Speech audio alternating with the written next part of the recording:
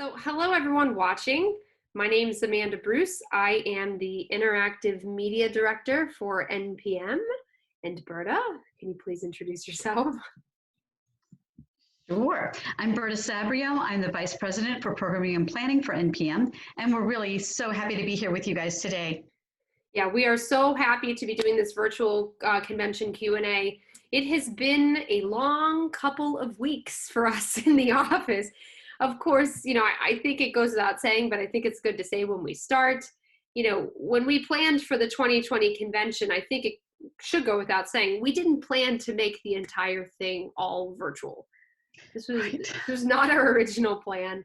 But we have been so grateful to you, the membership, who have been open to this and have been so supportive as we really try and do what's best for our membership, because that has been our focus, that will be our focus.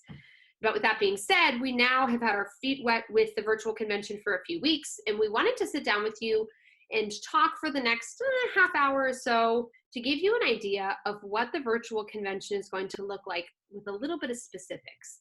So we're going to break some of the virtual convention down for you. And then we're also going to give you more information on the abundant amount of pre-convention events that we are offering as well.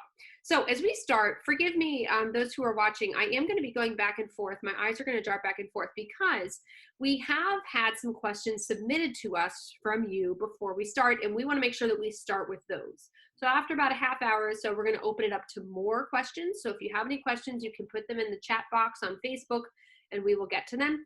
But in the meantime, we're going to start with the questions that you submitted in the first place. So Berta, let me throw a couple to you right away. So one of the first questions we got was, okay, how is the virtual convention going to work? Sure. So obviously this was a big question that we had when we started, and we were really lucky to be able to meet with the people that have been building our app for us for the last few years, and they have a platform that looks very similar to a website. So the good news is that you'll just go to a website each day. Each time that you want to access a convention, you'll log on and you'll see a schedule for the day. You'll see opportunities to go. There'll be many different ways you can get to the same place. A breakout tab or a plenum tab or a schedule for the day or a live stream feed, or we'll also have some commentators there who are going to be talking us through the day and helping everybody get to where they need to be. The other great part of this is that you'll be able to send us any questions either to the national office, through our emails, to the live stream feed that we'll be having, or through the app itself to let us know if you're having problems, and we'll be able to help you right through all of that right there. Right, exactly. I think I'm going to take the next question, Berta, that came in, which kind of dovetails off of that, which is, what technology are we going to need? This was a big question that we've received so far. So we are still in development of the app for the convention, but we're using the same company that we used last year for our in-person convention app. So it should feel just as user-friendly as last year's convention app did. However, I want to say now that as of right now, our plan for the convention app is that it's going to be a little more web-based than the previous year's convention app. So of course, when we're in person, we don't necessarily depend on live streaming video directly in our app. But because the plan of a virtual convention, of course, is going to be relying primarily on video, the app is going to look more web-based. It's going to look kind of like its own website, but it's going to be customized by us, and it's going to be, directed by us, because it will be video-driven, but it also will be for you in mind as well. I will say too, it will be less mobile-friendly than the previous year's apps, because we intend you to most likely use this mostly at a computer or at a tablet, because again, a virtual convention is going to require you for sitting in front of a device for a long time, or at least an extended period of time, and you're most likely not going to sit with your phone like this. You might, but you probably will sit with a computer or a tablet. So it is going to look a little bit more website based.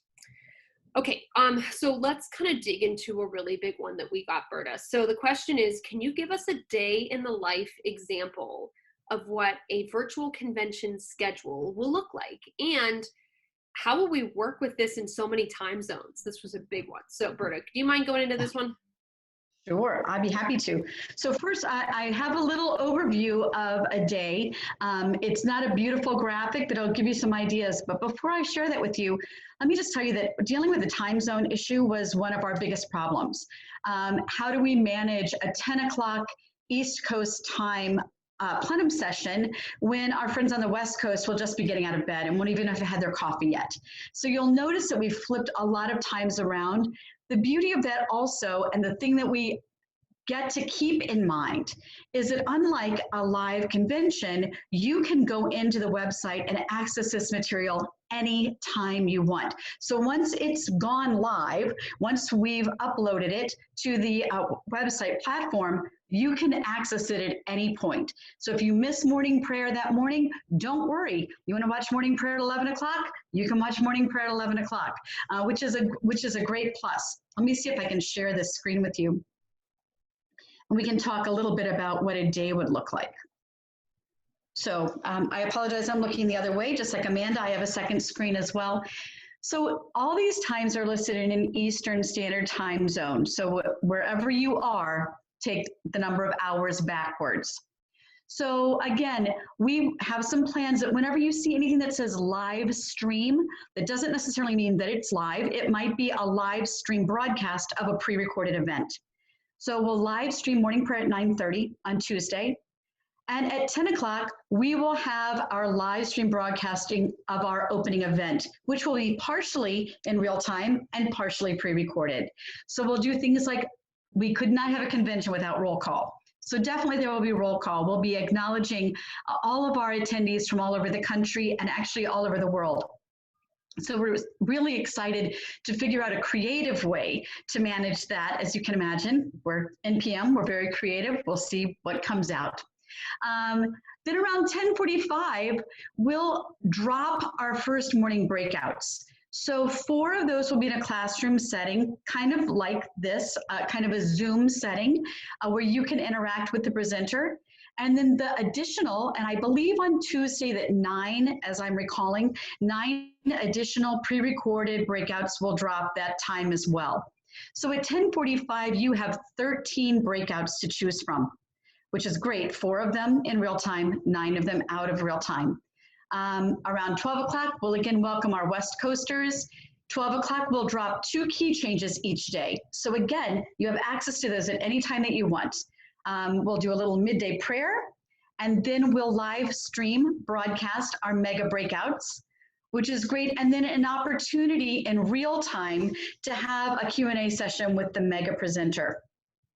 So we're really hoping that we'll give anybody that has some questions, as I was explaining it to the presenters, it's kind of like that 5-minute rush after an event where everybody runs to the front of the room and wants to ask the presenter something, that's kind of what that would feel like for us in this virtual world. Again, we'll drop some afternoon breakouts in addition to our plenum showcases, which those will drop just as they would every day, GIAs on Tuesday. Then we'll have OCP and WLP as well on Wednesday and Thursday. Those breakouts, we'll take a little bit of a break. You guys can still watch whatever you want to watch at that point. Everything that has happened that day will be on our website. And then that evening, we'll come back together for our plenum address, which will happen at 7 o'clock East Coast time. Question and answer with that plenum presenter, and then our evening events as well. So hopefully you'll see just by looking at this day, which looks very planned, but again, remember, you can do it any way you want, that there's a lot of opportunity to do a lot of things. Right, and hopefully that will clear that up for you guys. I want to dovetail off of that in a couple ways too. You know, we wanted to make sure that we gave you a full convention experience like many of us are used to, but we also know that there is such a thing as screen fatigue. And so we tried to leave significant blocks of time out in your day for lunch or dinner or just a little bit of a break. But at the same time too, you know, like Berta said, I mean, if you have a funeral that comes up, which might happen at that point, then you can always go back and watch some of that later. I do want to mention too, just to clarify one piece of information. So whenever we describe something as pre-recorded live stream and then live stream, this is going to come up a lot, but I want to make sure that we talk about it now, and I will say it as many times as I need to. So think of the virtual convention experience as kind of like, at least at its foundational point, like a television. So when you're watching TV, you of course have things that are live, like the news. But then we also have things like sitcoms that are already recorded, but they're coming at a certain time. They're broadcast at a certain time. That's the basis of what we're going to be doing with our programming for the convention. Now, the virtual convention will have one step further than a television, because anything that is live in real time will have the opportunity to converse with one another in kind of like a chat setting, or just have much more interaction. So we heard from you right away as we started to plan the convention that you wanted to interact and engage with one another. That was one of the top things that people said. So we are making sure that we are giving you definite plenty amounts of time to interact and engage with one another through the content. Now, not all of the content, because we want to make sure that the content is high quality. And for that reason, quite a bit of it will be pre-recorded. That way we'll be able to make sure that it's the best high quality possible, and you won't spend your convention watching a buffering screen. That would be horrible. So anyway, so our convention is going to combine live in-person engagement like this, as well as pre-recorded content. So just want to clarify that too. I know we spent a lot of time on that. Okay, let me take a look at another question here. So here's a great question. I know you may have just touched on it, but Berta, what happens to all of the great NPM evening concert events? So we are having them. And I also want to just dovetail a little bit off of something Amanda just said. Imagine that you're a speaker at the convention and you're planning to arrive in Louisville on July 7th, which means that you've put your presentation together in middle of June. You're ready, you've been working on it, you've perfected it, it's July, you're ready to go. Now we say to you, you have to pre-record it and we need it from you on June 1st. So you can imagine our speakers, our publishers are working incredibly hard to get these things put together for us. And so major kudos to them for doing the work of that, not only to find the team to record them, but just to have the work ready so early. Speaking of which, is the exact same thing that's happening with our concerts.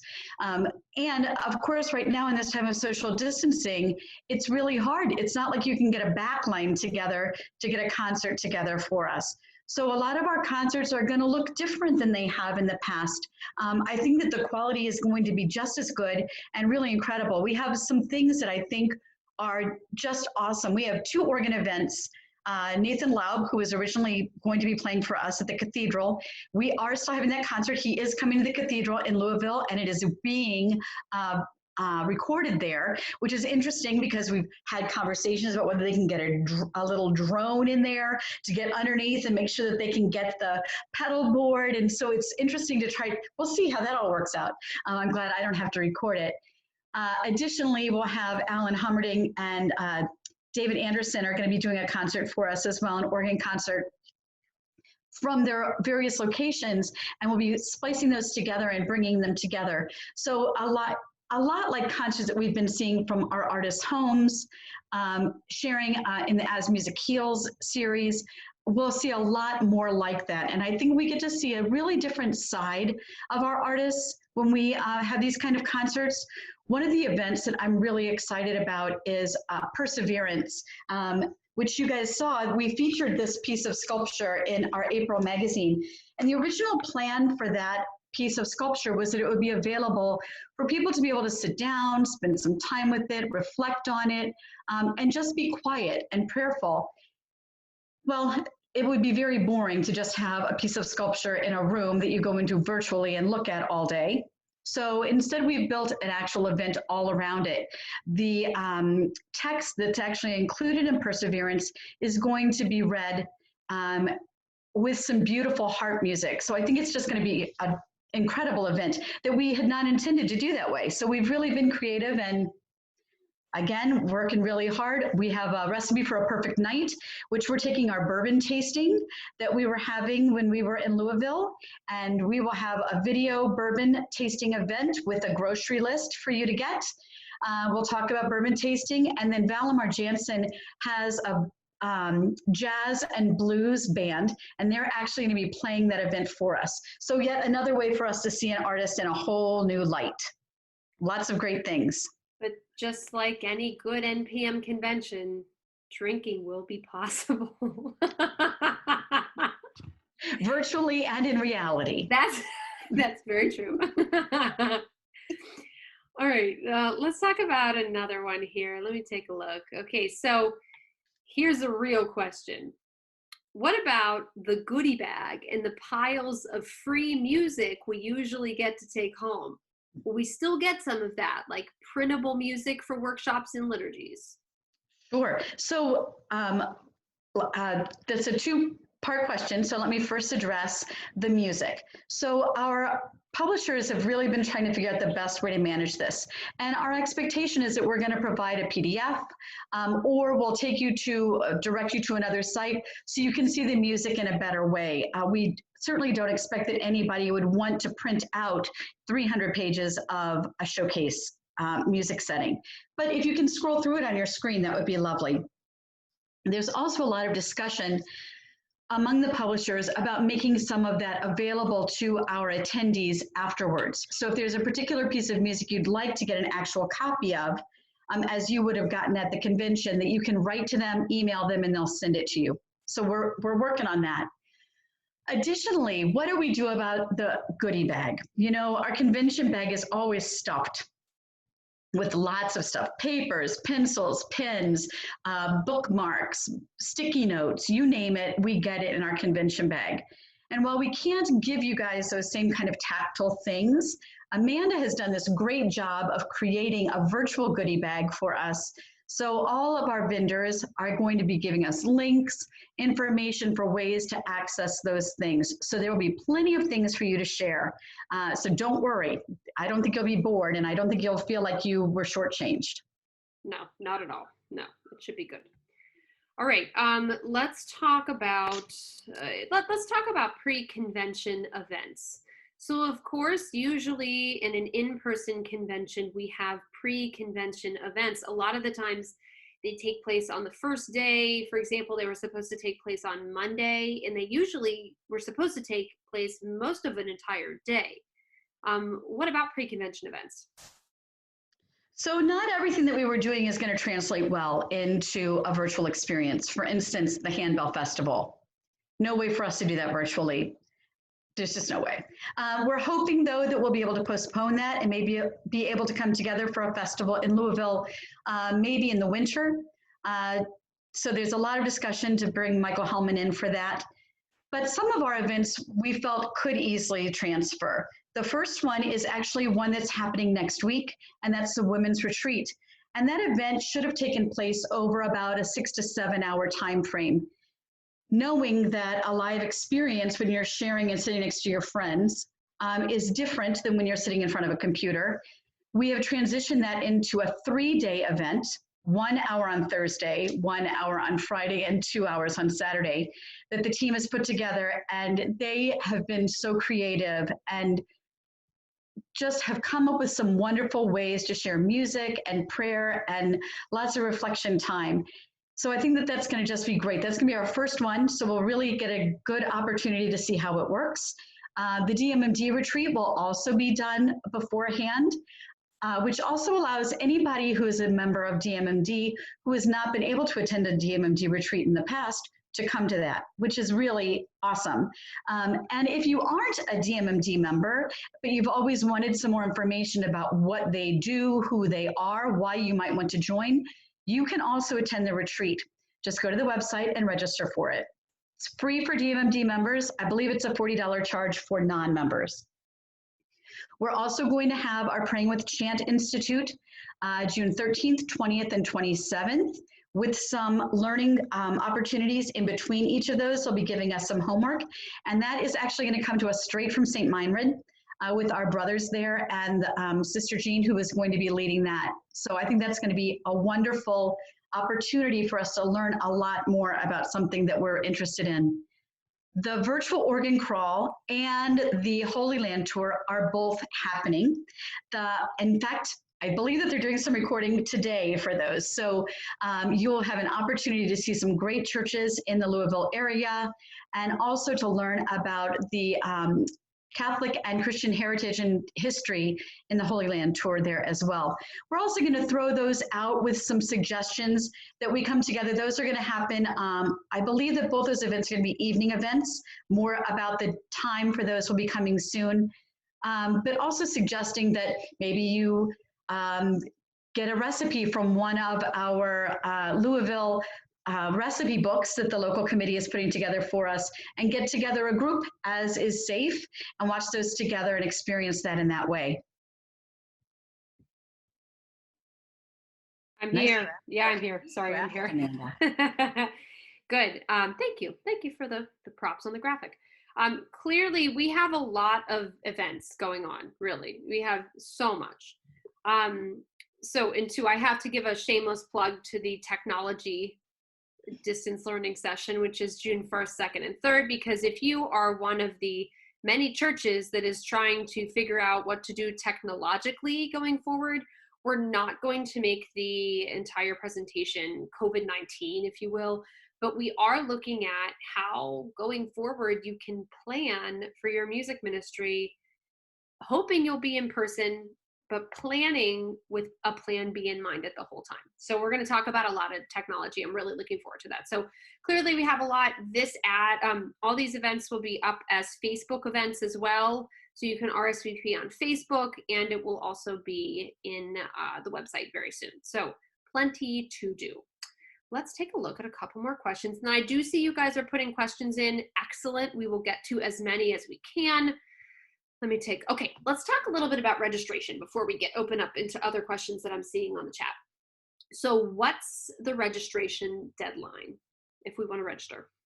So July 1 is the registration deadline. If you register for the one-day event on Tuesday, and then you determine that you want to add the rest of the convention to that registration, you can do that on Tuesday or Wednesday morning, the week of the convention.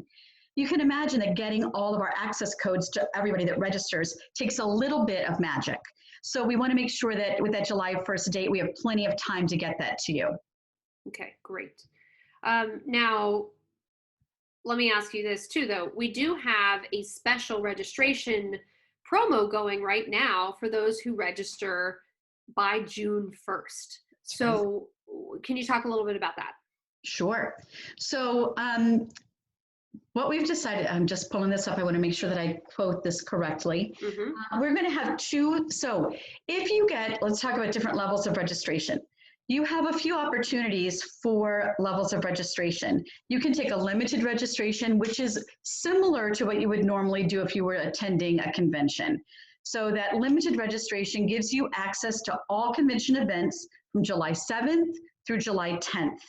I believe it's 7 a.m. on the 7th until midnight on the 10th. Pretty sure that's correct.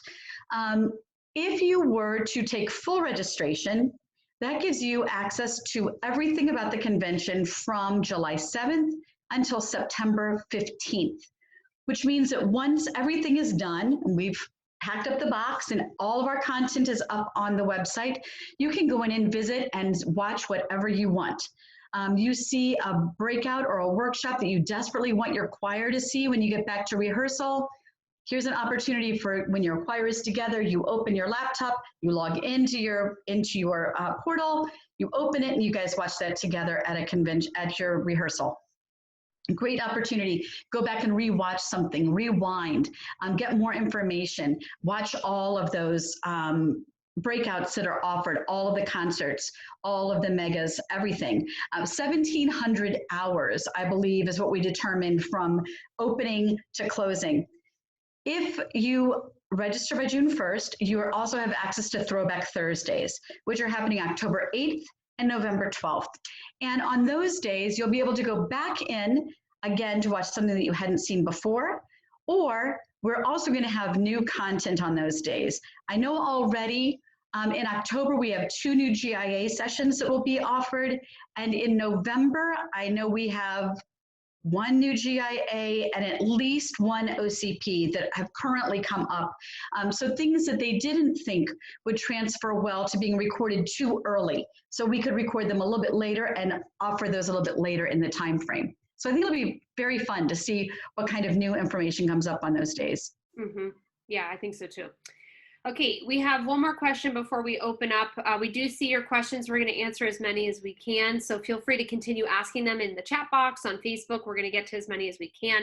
But here's a good question I want to ask. So Berta, someone already asked this in the chat and we already were going to answer it anyway. But what if someone, a pastoral musician, cannot afford to attend this year's convention?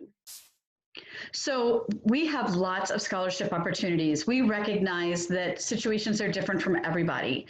Whether your church has paid for your convention in the past, whether you paid for it out of your pocket, we know that not traveling and not having any hotel expenses is going to help with some of that. But we know that their money is tight. So please, please, please, I know that Amanda is going to make sure that we post the site for the scholarship form. Please fill it out.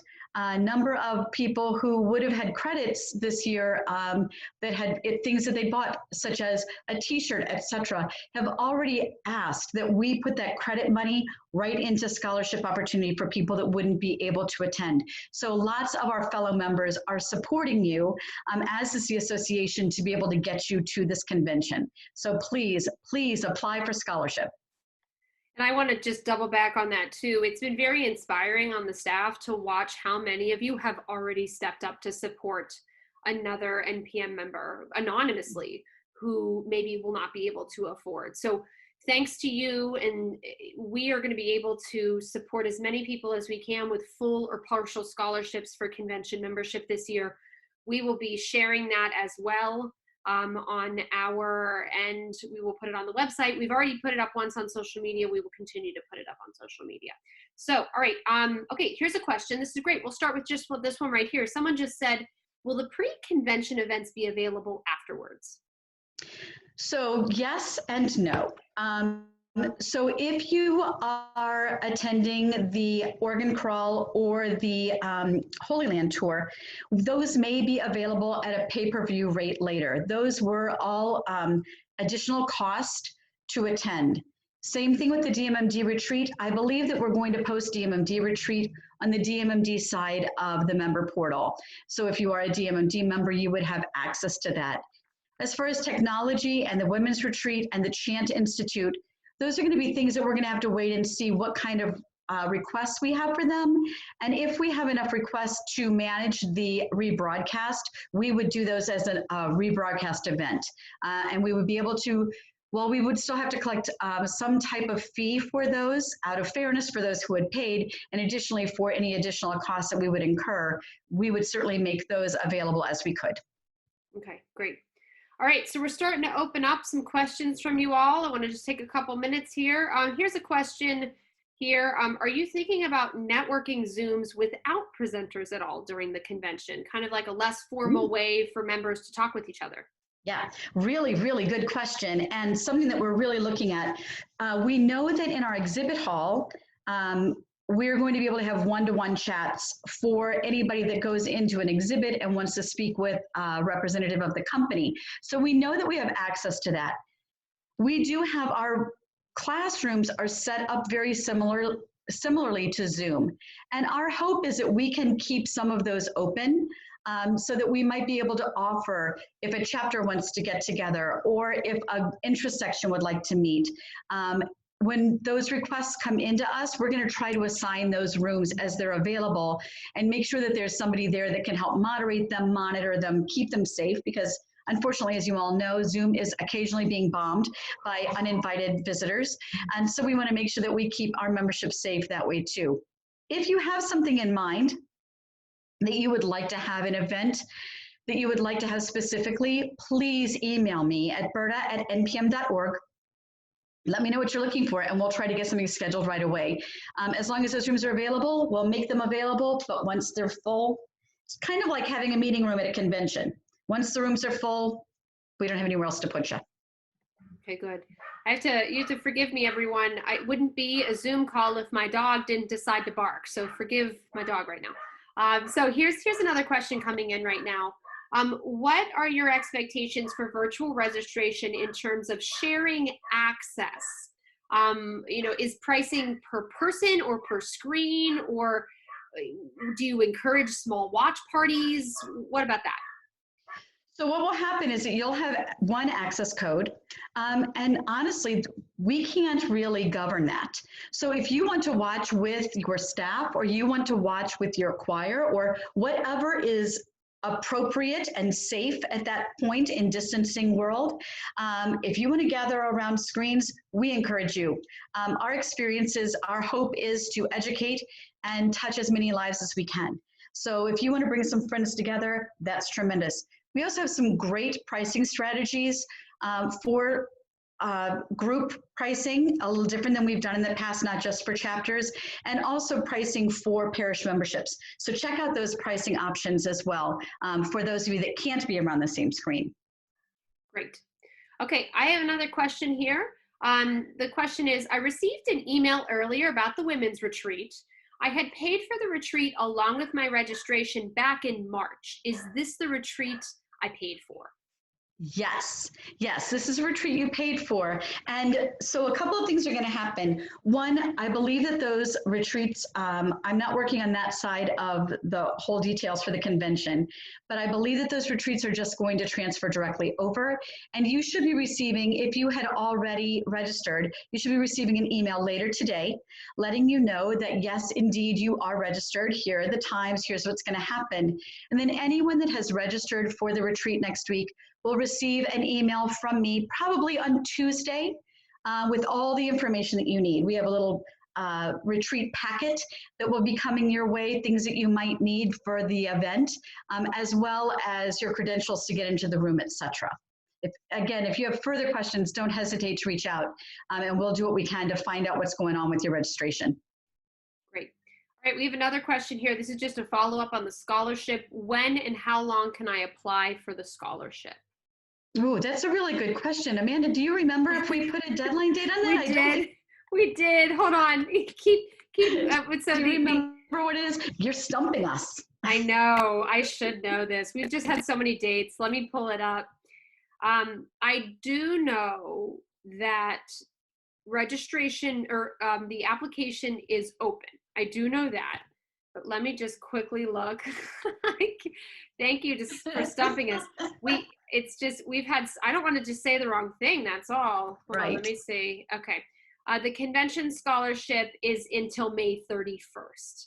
And that also aligns with the registration deadline that we're hoping, the early bird, if you will, or the first wave of registration by June 1st. So May 31st, you can do now up until May 31st for the scholarship. All right, let me take a look here. Sorry for my eyes darting, everyone. I'm sure it's kind of confusing. Okay, that's all I have on my end, and it looks like people are very happy. We're so glad to hear such good feedback from you guys. We know this is different. We know this isn't the norm, but really, we hope you see that we're doing everything we can to gather this year with you, and this is something that we will continue to give you updates on. I don't see anything else going on. So as we just give people one last chance to ask some questions, Berta, do you have any closing thoughts? Anything you think people should know right now? Again, it's such an honor to work for this association, to be a member of the association, and to have been formed by it for so many years as a music minister. I will tell you that this has been among the greatest challenges I have ever managed in my career and actually in my whole life. Many days of running around like a crazy person thinking, how in the world can we make this happen? But then just finding that as the Holy Spirit has just kind of come in and just breathed through us, that there is so much possibility for us.